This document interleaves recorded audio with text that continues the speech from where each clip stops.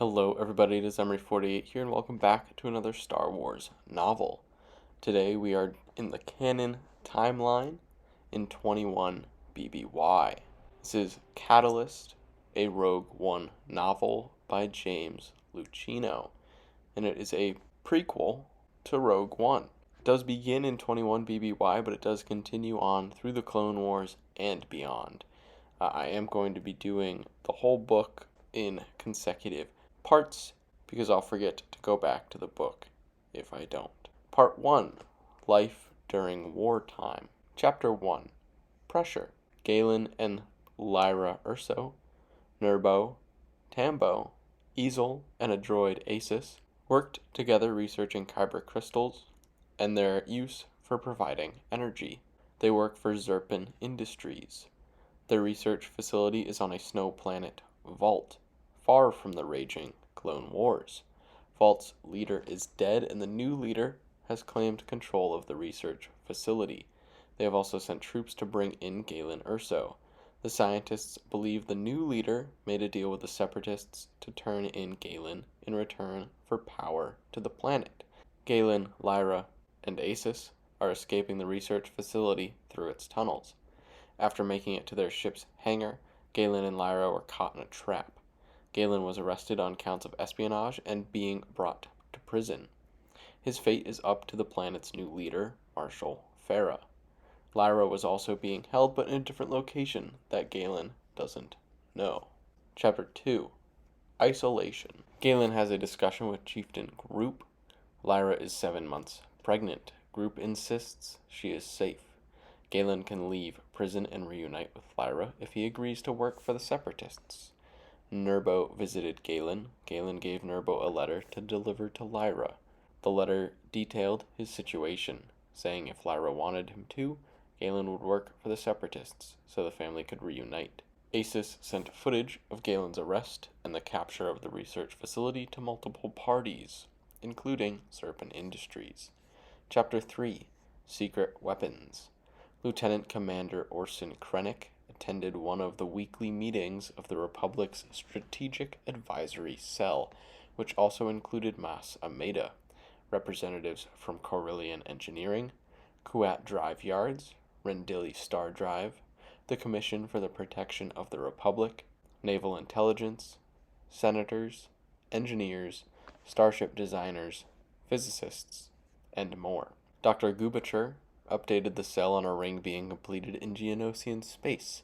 The Republic is secretly building their own Death Star, which is not what they are actually calling it, but it's what they're building. They acquired the plans from Padme after she stole it from Clovis and Poggle. The Republic wants to complete theirs before the Separatists make one, although they don't actually know if the Separatists are currently building one of their own. Professor Sahali, the lead scientist of the Special Weapons Group, explained the weapon's capabilities of the ship. Gubacher has not given a timeline for when the weapon will be completed, as they still need to make technological advancements before the weapon can be ready. After the meeting, Krennic recommended the Republic get Galen Erso on board for their project to Mas Ameda, as he would be able to help with the weapon. Krennic has convinced Mas Ameda to let him break the Ersos out of prison to convince Galen to help the Republic build their weapon. Chapter 4, Beginnings. Jyn Erso was born on the first day of spring on Vallt, with Galen by Lyra's side. Chieftain Grupp let Galen know that he may be exonerated, but they want him to continue his research to provide power to Vallt instead of handing him over to the Separatists. Captain Haas Obit, a smuggler and occasional Republic informant, has been hailed onto a Republic ship and is met by Krennic. Krennic has blackmailed Obit into letting some new members into his crew and doing some jobs Krennic wants, so that the Republic will look away from the fact that Obit does smuggling runs for the Separatists. If Obit were to have refused, Krennic told him he could choose the planet he wants his remains to be sent to. Chapter 5, Hostages to Fortune. Obit, Krennic, and his new crew are going to the Separatist planet Merge. The team Krennic has brought with him are non-clone special ops from Republic intelligence led by Matisse, who is likely responsible for assassinating high-value targets throughout the core worlds. Krennic and his crew have swapped places with Haas's crew on the Good Tidings, Haas's ship. Haas is also with them. They kidnapped 3 scientists working to make a bioweapon against the clones. Customs noticed their sloppy work packing the scientists and tried to stop them. They got away with 2 scientists. Many of the customs officers and other security guards on Merge died. Haas was upset because no one was meant to get hurt. Krennic congratulated Haas as he was now a full-fledged operative of the Republic, which was exactly what Haas didn't want. 6 months after Jyn was born, the Ersos were brought to the spaceport where they met with separatist troops and Krennic posing as someone from Zerpan. Krennic picked up the Ersos and then ordered a bombing of Valt's main government area, to the Ersos' dismay. Krennic brought the Ersos to Galen's homeworld of Grange to show them the 2-month-long space battle happening above the planet before bringing them home to Coruscant. Chapter 6. Bonding. Lyra put Jyn to sleep while Galen and Krennic continued talking. She reminisced on her and Galen's younger years, even detailing Galen's prodigy childhood, which was before they met, and them meeting and falling in love. She then fell asleep beside Jyn. Chapter 7. In thrall to grand ideas. The Ersos are back on Coruscant in their apartment. Galen wants to talk with Krennic and save him.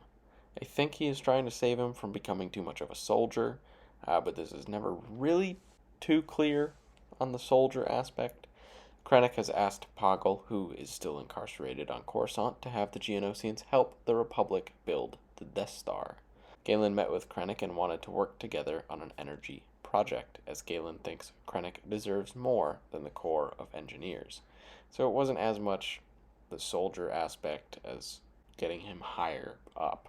Krennic did not tell Galen about the battle station and refused the offer. A couple weeks after speaking with Krennic, Galen had a meeting with Professor Reva Demesne, his former mentor. Galen is becoming restless as he has no research position. Reva has begun doing defense work for the Republic, specifically designing the shield generator for the Death Star. She didn't give too much detail, but told Galen he should join them. Chapter 8. Public Displays of Affection.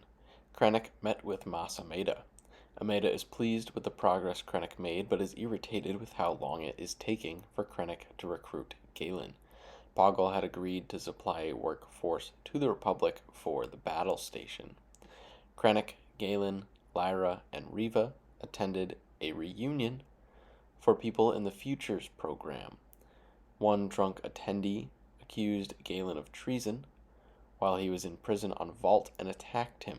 Galen handled himself well, blocking the punch and returning one of his own to the cheek, leaving the other stumbling and bleeding. Lyra and Galen left shortly after the room settled down. Chapter 9. Angry Red Planet. Krennic and some of Palpatine's assistants joined Poggle to Geonosis, where Poggle was reunited with his people. Poggle also announced the new project the Hive was to undertake.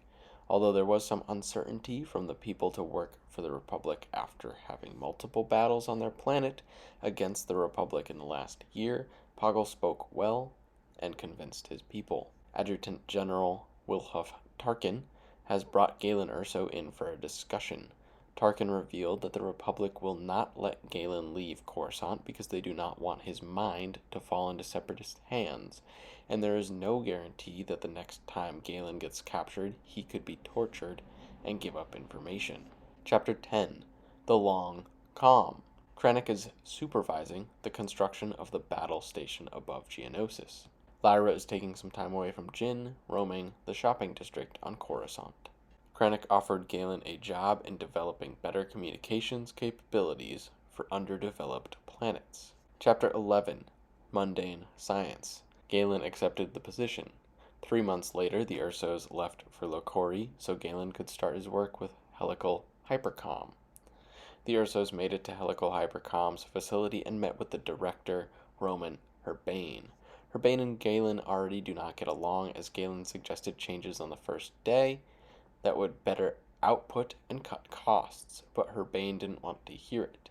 This is less of a research position and more of just delivering communication ability to planets. The Geonosian drones are fighting to the death on the battle station for work positions. Krennic is not happy about this, but Poggle said it is normal and better for production. The people on Lokori have gone underground during a separatist bombing. It is the second separatist bombing since the Ersos have arrived.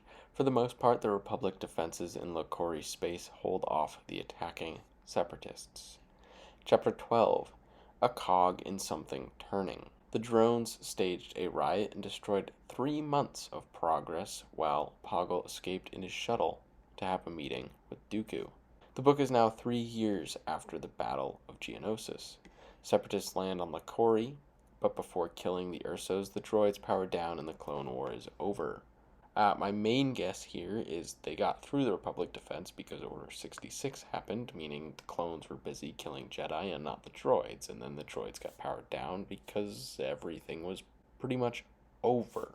Chapter 13. Kyber Crystal Persuasion. Krennic is not on the battle station. Poggle is dead.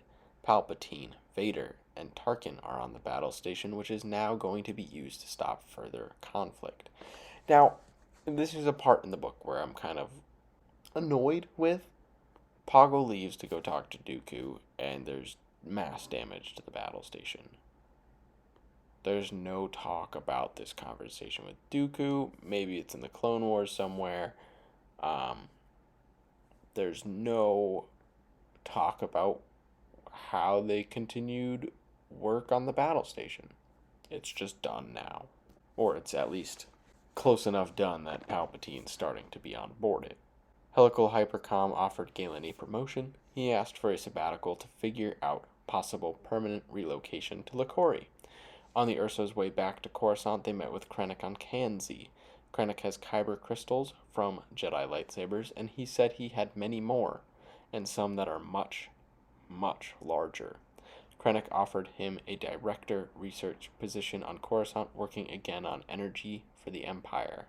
Apparently, even Palpatine was hoping Galen would accept this position.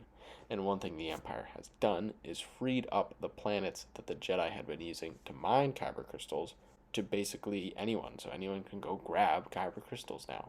That's all I have for today's video. I did enjoy part 1.